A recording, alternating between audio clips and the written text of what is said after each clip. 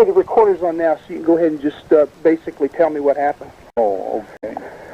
Well, on the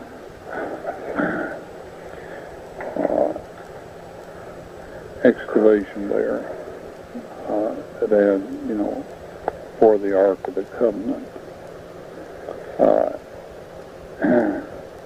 primarily I was interested in just the Ark of the Covenant. Yes. And as I did the excavation down the cliff face, we ran into cutouts, and we ran into crossholes in the bottom of this ancient quarry that showed that this was a crucifixion and execution spot. The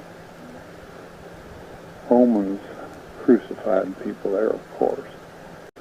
The Jews, because of some of their special arrangements with the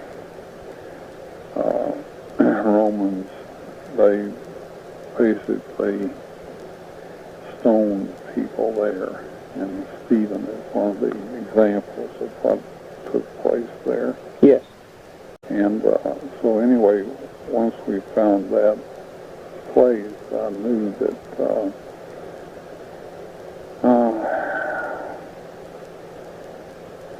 well, basically that I needed to get inside that escarpment, because there was several indications that it was just a system of tunnels and chambers, and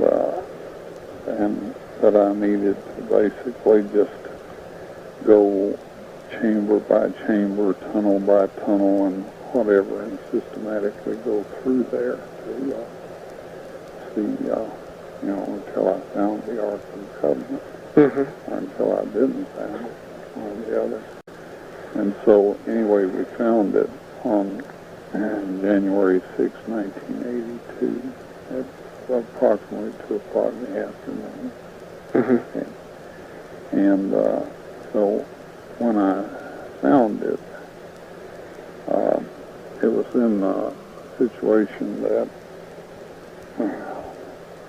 well, I had not anticipated or expected. It was in a chamber that was totally filled with what appeared to be debris. Right. And what turned out to be basically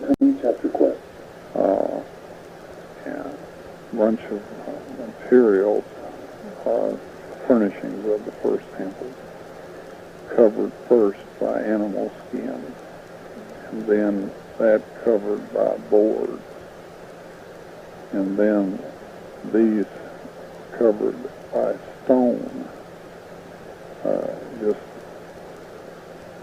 whatever they could get their hands on looked like.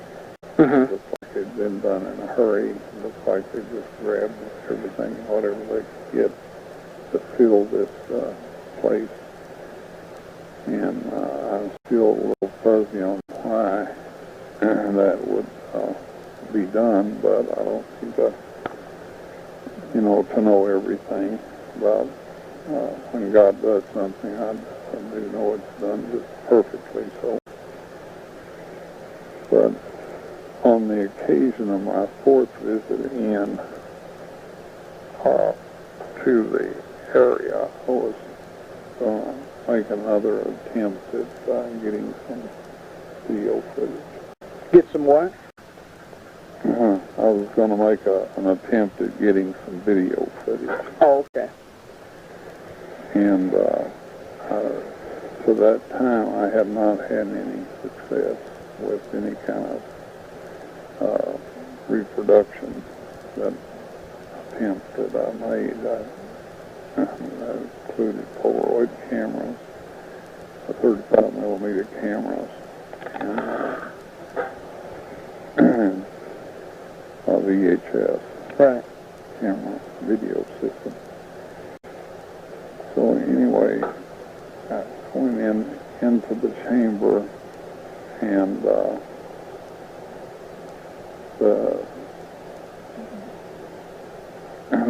myself in there, and of course the thing that became apparent immediately was that the place was totally clean.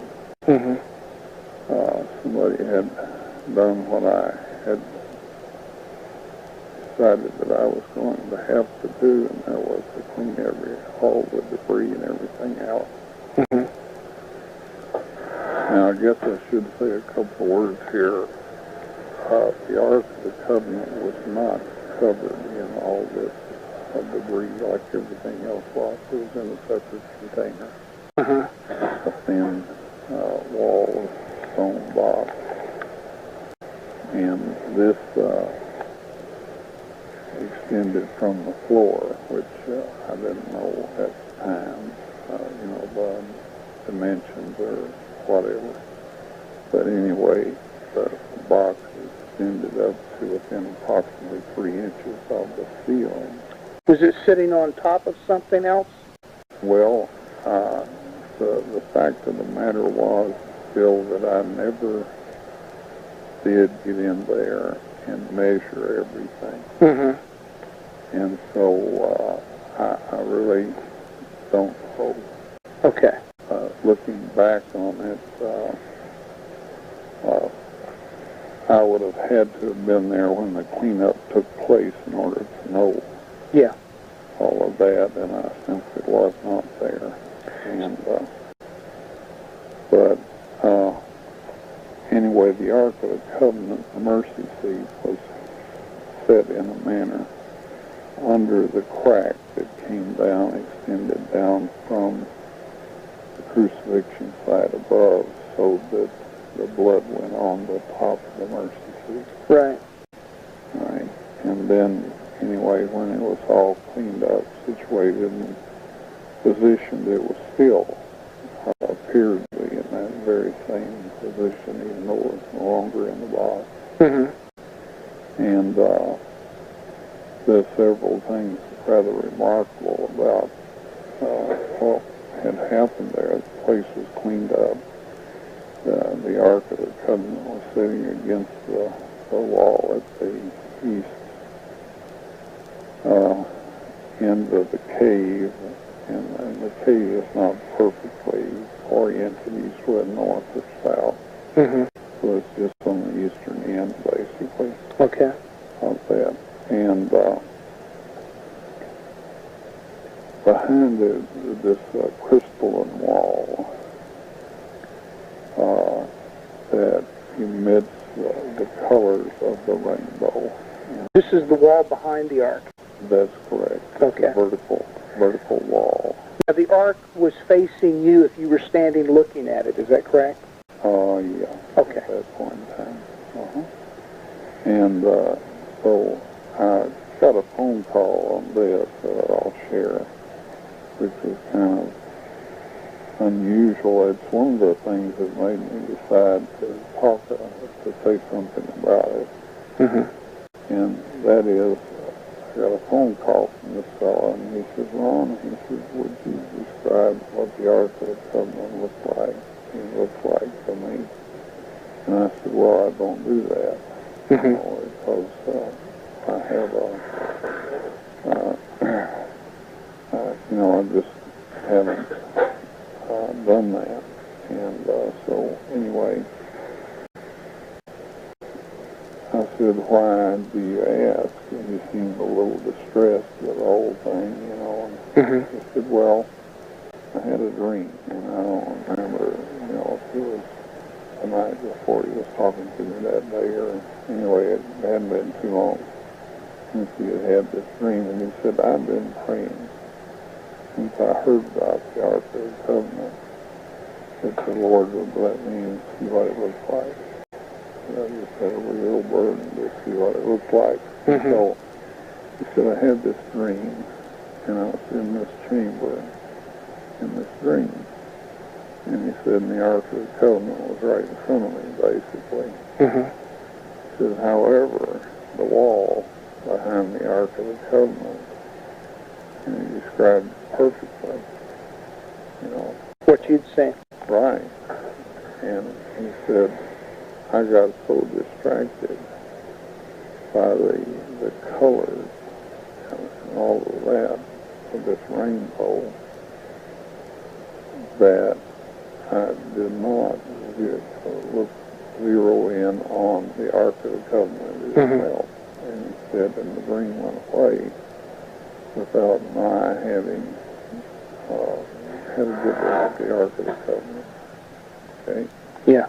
So that was a bit of a surprise, and a pleasant one, I might add, because it indicated that God, wanted people to, didn't mind people having a description of it at least. And at least this one fellow, he didn't seem, shall we say, more unusual or different than anyone else. There were several other people that had asked. Did seem to be an honest guy and all of that. I don't think he could have made that description without having seen it. Like, there's no way he could have. So, anyway, at that point, I said, well, just be grateful that you got to see inside the chamber. That I'll verify that that's what it looks like. Yeah. But then I said, I guess we probably ought to do something to give a general idea of what the Ark of the Covenant looked like. So at that time I decided to get Jim Pinkowski to work me up something, Right. And so anyway, back to the experience of when I got in there. Now, the light, the room has its own light. Since I made that entrance in, but it didn't happen until I had gotten inside the chamber and was standing on the floor of the chamber. And I did all my getting in the dark. And so when things kind of lighted up, I was really shocked by what I saw, and that is the place had been cleaned out, and that there were 4 people in there. And so basically I was going to ask, what are you doing in here? Because I'm the only person I knew of that had a permission or the right to be in there. Yeah. And at that point, apparently I became aware of my physical conditions altered to the point that I knew I was in the presence of angels. That these were not just people. Yeah. Because I couldn't breathe, I couldn't move, I couldn't talk, couldn't do anything. And so, anyway, at that point, and this, you basically just keep in mind that I was very, very stunned by the whole thing. Right. So the one angel talked to me and briefly said that they had been watching over the Ark of the Covenant ever since Moses had put the table stone in there. And that God wanted everyone to see this. Yeah. At a particular time. And so anyway, he told me to set up my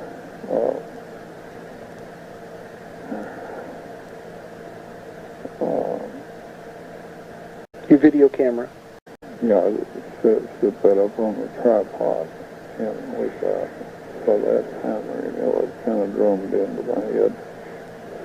You usually got a better picture if you use tripods. So anyway, I set this all up and aimed it at the Ark of the Covenant at that point. And I turned it on and went on. And the angels, one took a corner of each of the Ark of the mercy seat. Yeah. and lifted it, and when the one angel had talked with me, said, get the tables of stone out of the, get the tables of stone out of the Ark of the Covenant. So I went over and leaned down and cut them out. Ron? Yes. Could you speak up just a little bit? I'm having trouble hearing you. Okay, I'm sorry. Yeah, and I leaned in and picked up the tables of stone and backed away. Mm-hmm. They lowered the mercy seat back into position. Okay. And then I just stood there with the tables of stone, and the angel came and got them and took them from my hand and put them on a stone, kind of a shelf or ledge, whatever. Right there next to the wall. Right, part of the wall near the exit. The original exit? Yeah. So that would be, I guess, on the south side? Uh-huh. Okay. South side of the... And so, anyway,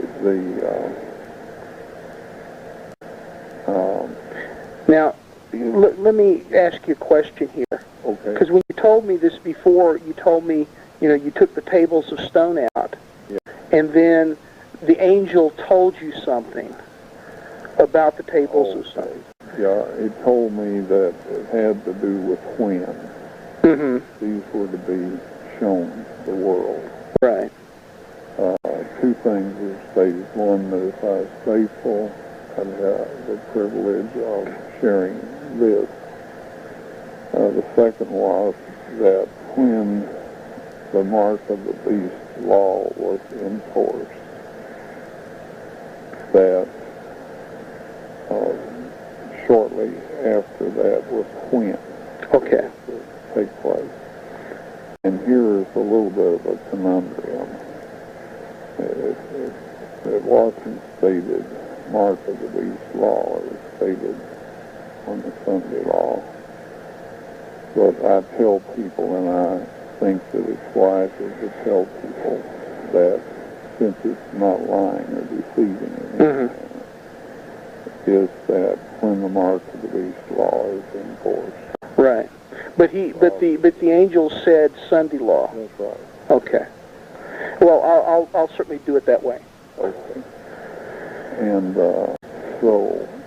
Now, if I remember correctly, at that point you said you didn't know what to do with the tables of stone because you were holding them. Well, I didn't... the thing I didn't know what to do with was later, was after I had taken the video back to my room and checked it to make sure that I had the, video. Yeah. I didn't know what to do with that. So I went back to the cave to ask the angel what I should do with that. Okay. And put it on the table. Right on the shelf. Yeah, right on top of the table of stone, so they're both there. And so as far as you know, that's where they are today? That's right, as far as I know. Okay. Now, did the angel indicate any kind of sign that you would be given other than what they said about the mark of the beast law? No. Okay. Okay, I kind of got you off track. Okay, after he took the tables of stone, put them on the niche there next to the original exit, I kind of interrupted you there. Yeah. What happened after that? Well, at that point, I left through the old entrance. The original entrance. Right. And was that the first time you'd been through it? That's the first time I had been through it. So that's how you ended up finding that? Okay, and they apparently cleaned that out too. Well, they had cleaned that one out. Yeah, I had done some work prior to this. But my work apparently, well, just to be perfectly honest, this whole system, if they want you to see it and get through it, it's easy, quick and easy. If they don't, you couldn't find it to save your life, or I couldn't. Oh, really? Yeah. So it's not just as simple as walking through a tunnel. No. Yeah. It's not. And I know that sounds a little science fiction-ish, but... Well, that's the nature of caves and tunnels, if you've been in them before. And it's also the nature of if God wants you to see something or not. Exactly. Exactly.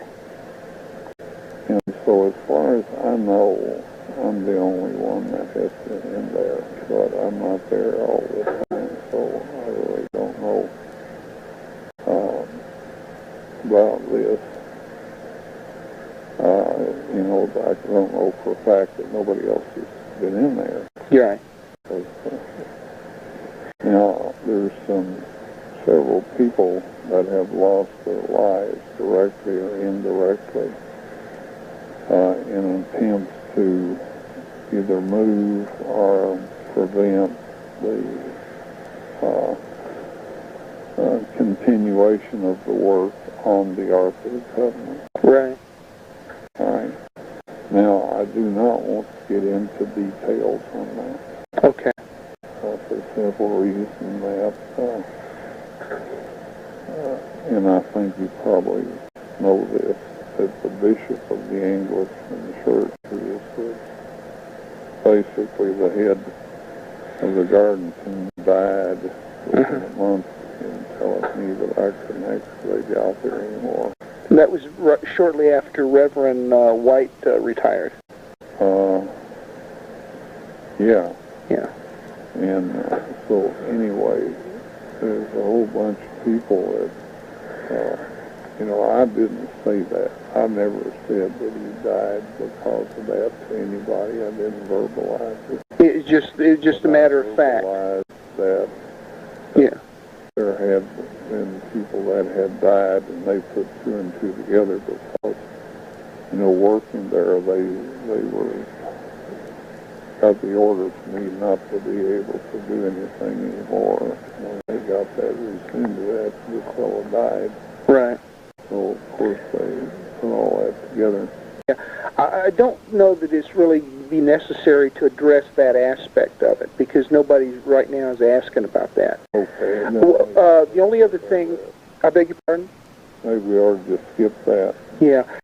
The only other thing that would relate to the, you know, anything happening in the chamber and that type of thing is back when those 6 people got killed trying to get in there to the Ark and move it. Yeah, and this is why I say I had rather not.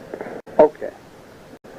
Because I know you told me that story, but okay, well that's fine if you don't want to go into that. Well, the situation is that we're, you know, as we get on the web page with a bunch of stuff, at some point, some of the people that are, you know, keeping an eye on me, and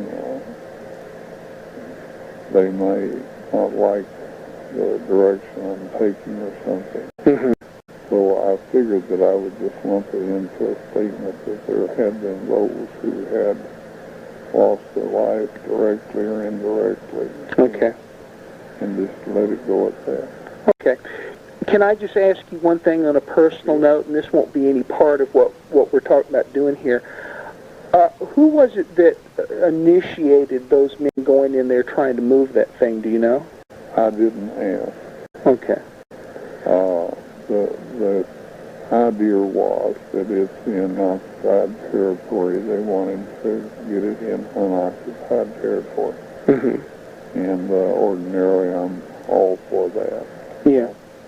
I sure don't want Yasser Arafat ending up with it. Right. But I know he isn't going to. Right. So, it's not really an issue. Right. Yeah.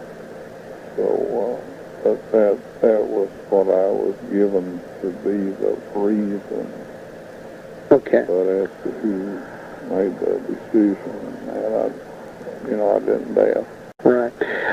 Are the golden poles still either on or around the Ark? Well, they are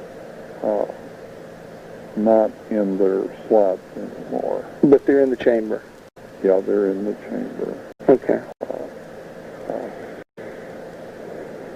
The impression I got, or I may have gotten this, well,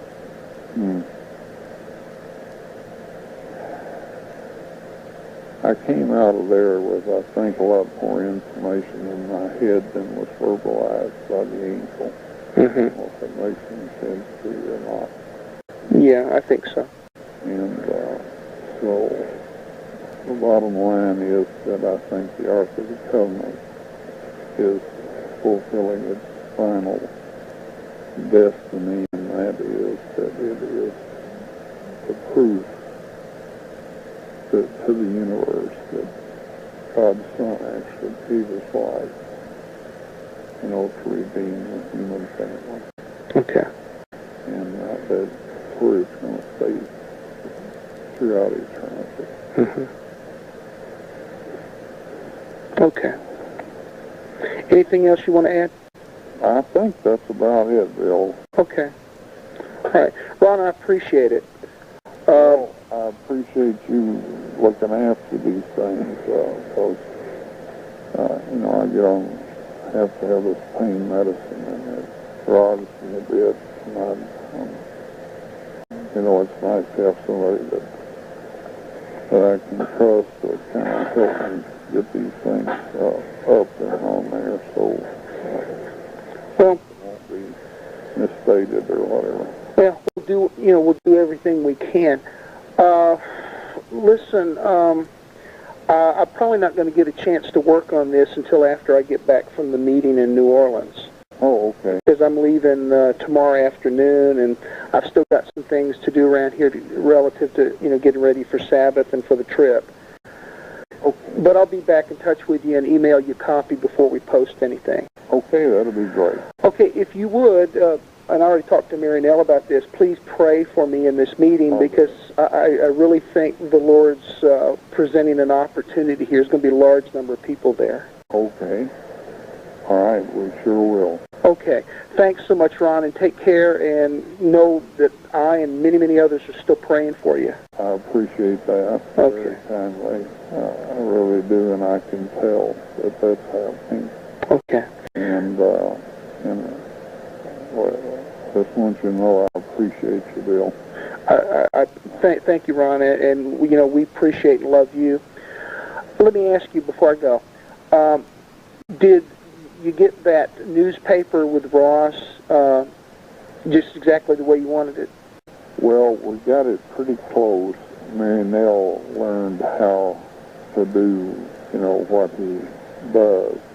Yeah. And we got it quite close. There's a few little typos. Okay. I'm going over that sheet by sheet. So, were you thinking, wondering about maybe getting some copies for handing out down at the meeting? Well, no, there's no time to do that now. But, I'm looking down the road a bit. Well, it shouldn't be very long. It should be, we should be able to, by the end of next week, have it up and printed, I guess. Oh, really? That quick? I think so. Okay, well, that'd be great. That'd be great. Okay, well, Ron, look, I'm going to let you go because I know you're tired. If there's anything I can do for you, either you or Mary Nell give me a call, and we'll do what we can. We're, shall we say, things are more or less getting them into a routine. Yeah. Things keep changing a little bit, but anyway. Okay. And learn to live with all of this. Yeah. Okie dokie. Thanks, Bill. Okay, God bless. Goodbye. Uh-huh. Friday, 1:17 p.m.